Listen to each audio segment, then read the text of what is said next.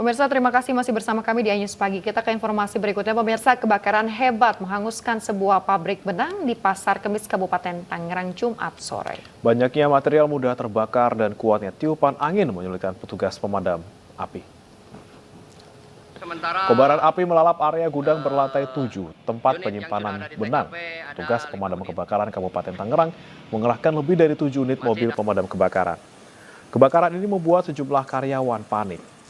Menurut warga, api berawal dari gudang penyimpanan produksi dan merambat ke gedung lainnya. Meski tak ada korban jiwa, namun kerugian akibat kebakaran ditaksir mencapai miliaran rupiah.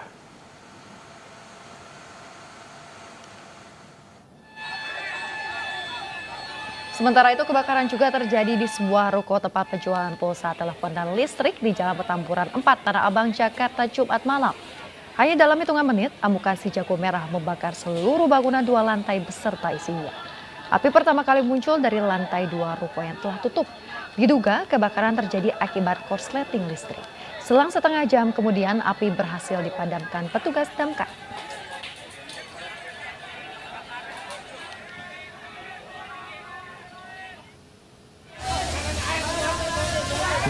Kebakaran juga terjadi di permukiman warga di Jalan Ampera Besar, Pademangan Barat, Jakarta Utara, Sabtu dini hari.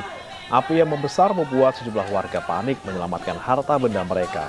Titik api yang berada di gang sempit membuat petugas kesulitan memadamkan api.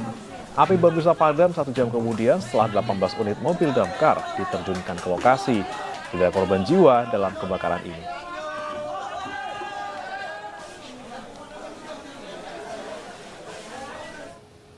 Pemirsa, setelah berjibaku selama 2 jam, tim regu pemadam kebakaran Kota dan Kabupaten Bogor, Jawa Barat berhasil padamkan api yang hanguskan rumah sakit Salak. Tidak ada korban jiwa dalam kebakaran ini dan rumah sakit tetap beroperasi normal.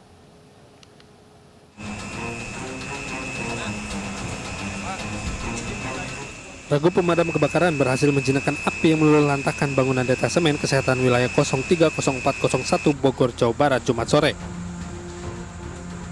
Sebelumnya kebakaran yang dipicu hubungan arus pendek listrik telah membumi hanguskan bangunan detasemen kesehatan wilayah yang berdampingan dengan rumah sakit Salak Bogor Jumat siang. Sedikitnya 14 unit mobil pemadam kebakaran dikerahkan guna memadamkan api yang terus menjalar membakar habis bagian bangunan bagian atas maupun dalam. Di sela pemadam bahkan sempat terjadi suara ledakan diduga dari tabung berisi oksigen yang disimpan di gudang. Alhamdulillah untuk proses pemadaman bisa tuntas sekitar jam 3 sore tadi. Pasien aman, kerugian juga alhamdulillah nihil. Pasien juga saya sampaikan tadi awal aman. Kemudian untuk kerugian material terutama terkait dengan pelayanan kesehatan besok kesempatan pertama segera kita rehab. Proses pemadaman berhasil dilakukan berkat kerja cepat regu damkar. Pihaknya masih akan menunggu proses pemeriksaan tim gabungan TNI dan Polri terkait penyebab kebakaran. Tidak ada korban jiwa, kerugian masih tengah dianalisi. Ruang fisioterapi dan farmasi turut terbakar.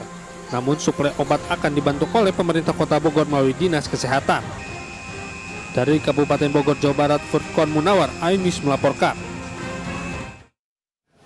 Pemirsa, seorang pengunjuk rasa yang diduga provokator kerusuhan di depan kampus UNM Petarani, Makassar, Sulawesi Selatan ditangkap polisi.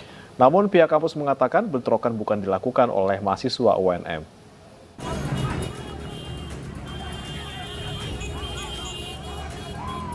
Polisi menangkap seorang pengunjuk rasa yang diduga sebagai provokator dalam kerusuhan yang terjadi di depan kampus UNM Petarani, Kota Makassar, Sulawesi Selatan. Akibat kerusuhan ini, lalu lintas di lokasi terhambat dan mengakibatkan sejumlah mobil rusak parah. Pihak kampus mengatakan bentrokan bukan dilakukan oleh mahasiswa UNM. Pihaknya pun akan melaporkan kejadian ini ke penegak hukum. Bukan mahasiswa UNM. Oh, bukan mahasiswa UNM. Ini kami pergi kenali, ternyata tidak turun dekannya, turun dosennya. Tidak, bukan mahasiswa UNM. Ini mahasiswa luar atau masyarakat yang mengambil posisi di sini. Di depan UNM Pak. Berarti kita tegaskan bukan mahasiswa itu. Saya tidak mau ambil, bukan saya punya urusan mengamankan. Seandainya mahasiswa saya suruh bubar. Kerusuhan diketahui terjadi usai mahasiswa menggelar aksi menolak pengesahan Undang-Undang Cipta Kerja. Aksi unjuk rasa digelar hingga malam hari dan berhasil dibubarkan oleh aparat penegak hukum. Dari Makassar, Sulawesi Selatan, Muhammad Nurbone, iNews melaporkan. Pemirsa, 2 minggu jelang Idul Fitri, Bandara Soekarno-Hatta ramai calon penumpang untuk mudik lebih awal. Sementara di Terminal Rajek Wesi, Kabupaten Bojonegoro, Jawa Timur, petugas gabungan dari Kepolisian dan Dinas Perhubungan memeriksa kesiapan transportasi jelang mudik Lebaran.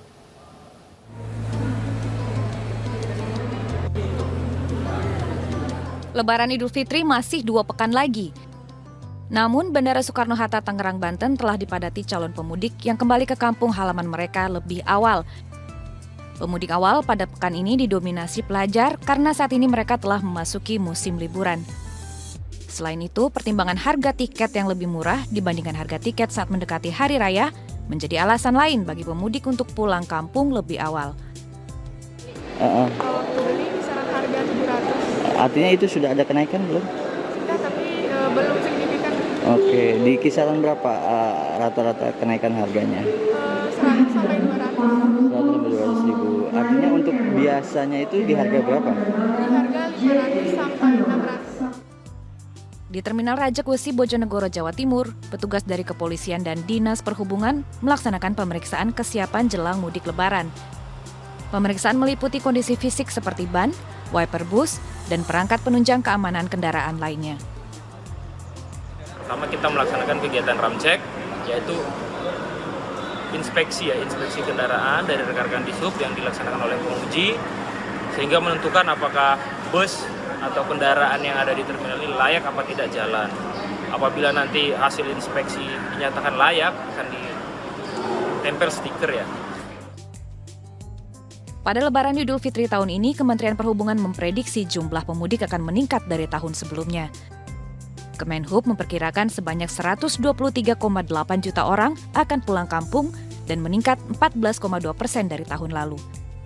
Puncak arus mudik diperkirakan akan terjadi pada Jumat 21 April 2023. Dari Tangerang dan Bojonegoro, Hasnugara, Dedi Mahdi, iNews melaporkan. Kementerian Perhubungan akan memperlakukan ganjil genap saat mudik Lebaran. Ganjil genap akan berlaku mulai 18 April 2023 dari kilometer 47 Karawang Barat hingga kilometer 414 gerbang tol Kalikangkung. Berikut informasinya.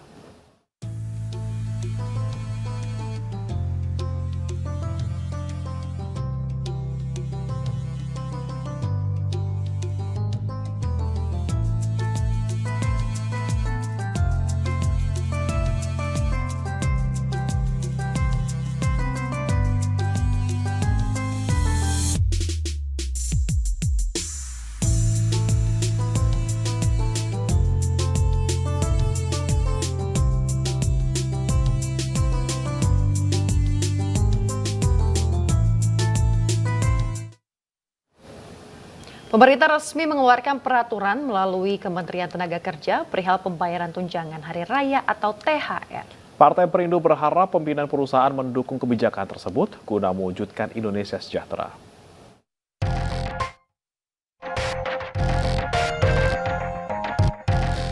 Jelang Idul Fitri 1444 Hijriah, pembayaran tunjangan Hari Raya atau THR merupakan hal yang dinanti bagi sebagian besar pekerja.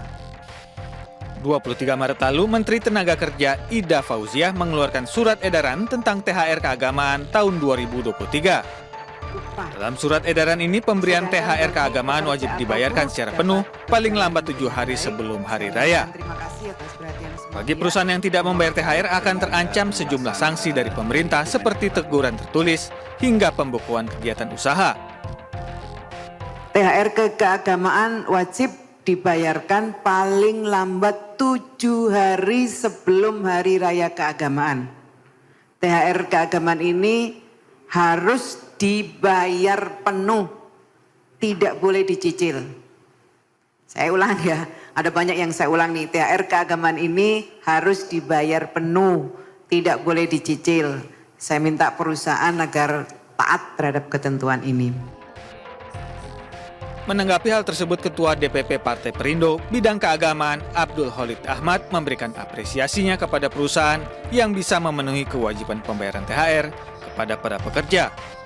Menurut Khalid, THR merupakan hak pekerja sekaligus merupakan sarana untuk meningkatkan motivasi kerja. Partai Perindo mengapresiasi perusahaan yang telah memenuhi kewajiban untuk memberikan THR kepada para karyawannya sesuai dengan ketentuan, yakni dibayarkan secara penuh dan disampaikan dalam waktu sekurang-kurangnya 1 minggu sebelum hari raya keagamaan. THR adalah hak karyawan dan kewajiban perusahaan yang harus dipenuhi untuk meningkatkan kesejahteraan dan sekaligus juga untuk meningkatkan motivasi kerja yang lebih produktif. Partai Perindo mendukung kebijakan pemberian THR keagamaan dalam rangka mewujudkan Indonesia adil dan sejahtera. Dari Jakarta, Enggar Bagus, iNews melaporkan. Kita ke informasi lainnya, pemirsa. Aparat Polsek Kota Baru Jambi gelar rekonstruksi pembunuhan sadis seorang sopir terhadap temannya. Pelaku menitipkan uang kepada korban untuk diberikan kepada kekasihnya, namun tak disampaikan hingga pelaku emosi menyerang korban dengan senjata tajam.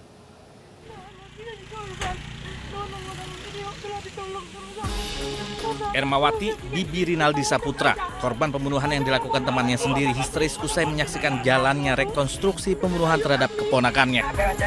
Diketahui pembunuhan dilakukan oleh Petrus Konsius Geli, seorang sopir truk yang tak lain teman sejawatnya. Ermawati menuntut keadilan agar pelaku dihukum seberat-beratnya. Ayo saya udah telah tegak sejak anak yang meninggal. Anak paling kecil. Kami minta dihukum seberat-beratnya. Kami tidak ada daya upaya. Kami orang susah. Kami minta dihukum seberat-berat setimpal dengan perbuatannya.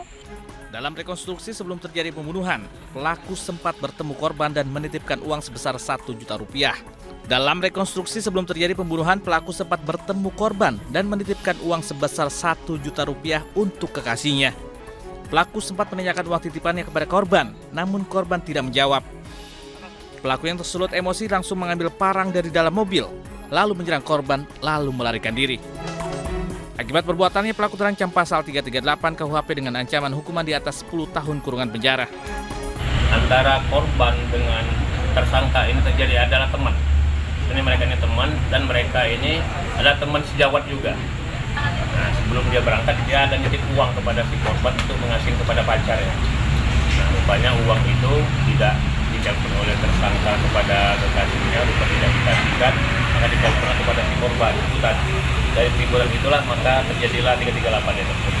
Oke, saat itu korban sendiri mendatangi pelaku itu bersama dengan wanita itu atau kekasih daripada pelaku? Sendirian. Sebelumnya warga Jambi dihebohkan dengan kasus penganiayaan terhadap seorang pria. Korban tergeletak di pinggir jalan dengan luka aniaya senjata tajam di kepala. Usai menganiaya korban, pelaku yang berusaha kabur langsung diringkus aparat kepolisian yang tak jauh dari lokasi. Pemirsa, pasca dibukanya posko DVI antemortem korban pembunuhan Mbah Slamet, sejumlah pelapor mulai berdatangan. Polisi pun melakukan tes DNA kepada keluarga korban guna mengidentifikasi jenazah.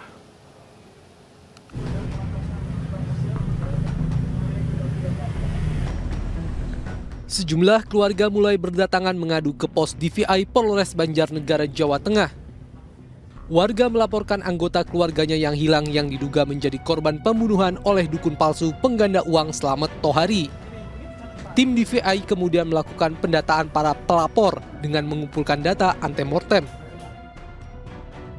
Data-data tersebut nantinya akan digunakan untuk pencocokan data postmortem korban yang belum diketahui identitasnya. Para pelapor berasal dari sejumlah daerah seperti Jakarta, Palembang, Lampung, Magelang, Wonosobo, dan Yogyakarta. Sementara itu saat ini ada 2 keluarga dari Lampung yang diambil sampel DNA-nya, yaitu anak dari pasangan Suheri dan Riani, serta anak dari korban Irsat dan Wahyu Triningsih. Ya, kalau cocok bisa dibawa pulang. Bisa langsung dibawa pulang ya. Memang hilang kontak dengan Bapak sudah kapan? 2 tahun lalu. 2 tahun lalu. Pamitnya memang ke arah Banjarnegara? Enggak, mau kerja di tempat lain. Mau kerja. Hingga saat ini, dari 12 korban pembunuhan Slamet Tohari, baru 3 yang berhasil diidentifikasi. 1 diantaranya atas nama Paryanto, warga Sukabumi, Jawa Barat, yang sudah diambil pihak keluarga untuk dimakamkan. Masyarakat yang akan melaporkan kehilangan anggota keluarganya diminta membawa identitas korban berupa KTP, ijazah, dan foto korban. Petugas juga akan mengambil sampel DNA dari keluarga untuk dilakukan pencocokan. Dari Banjarnegara, Jawa Tengah, Elis Novit, iNews melaporkan. Pemirsa, banjir merendam ratusan rumah di 2 kecamatan di Kabupaten Luwu, Sulawesi Selatan. Banjir terjadi akibat curah hujan tinggi di hulu dan diperparah dengan pasang air laut.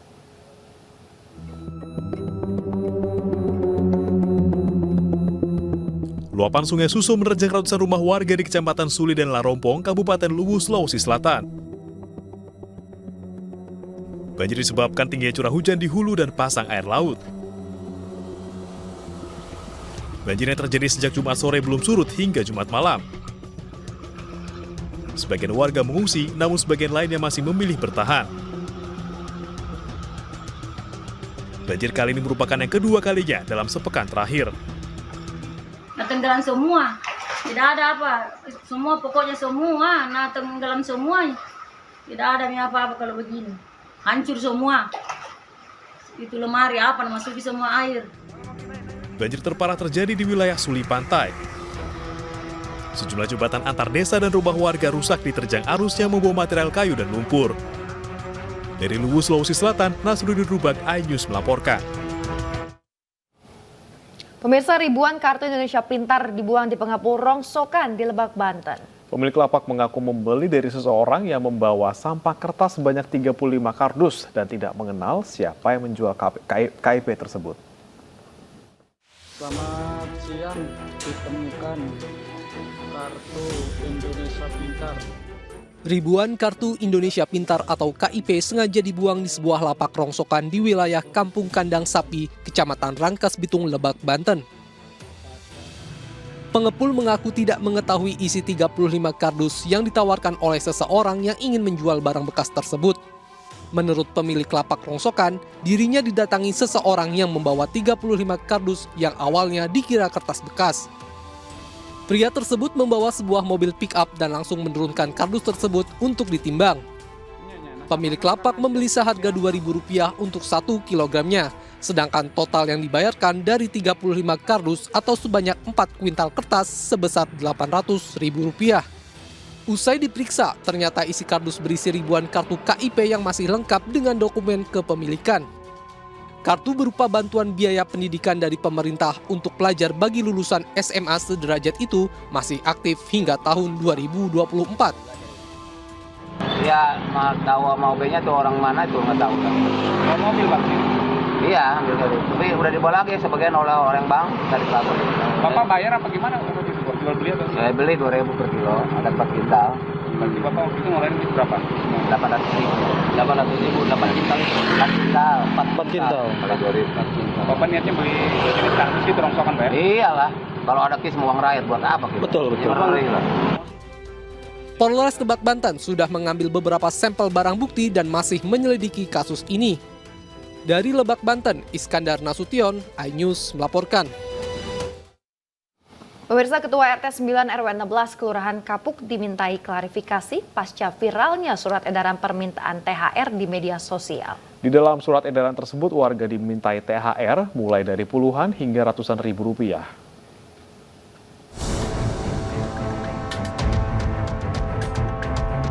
Surat edaran tunjangan hari raya dari pengurus RT 9 RW 16 Kelurahan Kapuk, Kecamatan Cengkareng, Jakarta Barat viral di media sosial.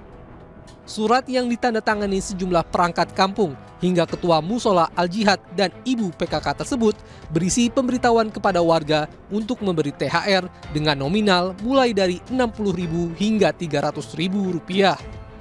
Diketahui rencananya dana yang dikumpulkan akan diberikan kepada pengurus RT, pengurus keamanan, petugas kebersihan, anggota Dawis, dan JIS Kelurahan Kapuk. Sudah disampaikan oleh Pak RT, ditanyakan oleh warga, mau dilanjutkan apa tidak. Jadi warga jawabannya dilanjutkan, karena itu sifatnya untuk membantu yang mengabdi sosial di lingkungan. Sementara itu terkait surat edaran tersebut, Ketua RT 9 sudah dipanggil oleh pihak Kelurahan Kapuk untuk memberikan klarifikasi mengenai surat edaran yang viral di media sosial. Dari Jakarta, Muhammad Zulhilmi, Wildan Aulia, iNews melaporkan. Pemirsa, informasi tadi sekaligus menutup iNews pagi hari ini. Tayangan iNews dapat Anda saksikan di YouTube @official_iNews dan jangan lupa untuk subscribe pemirsa. Mewakili kerabat kerja yang bertugas, saya Yasmin Atania. Dan saya Priyaban Atenaya pamit undur diri. Terima kasih, selamat pagi dan sampai jumpa.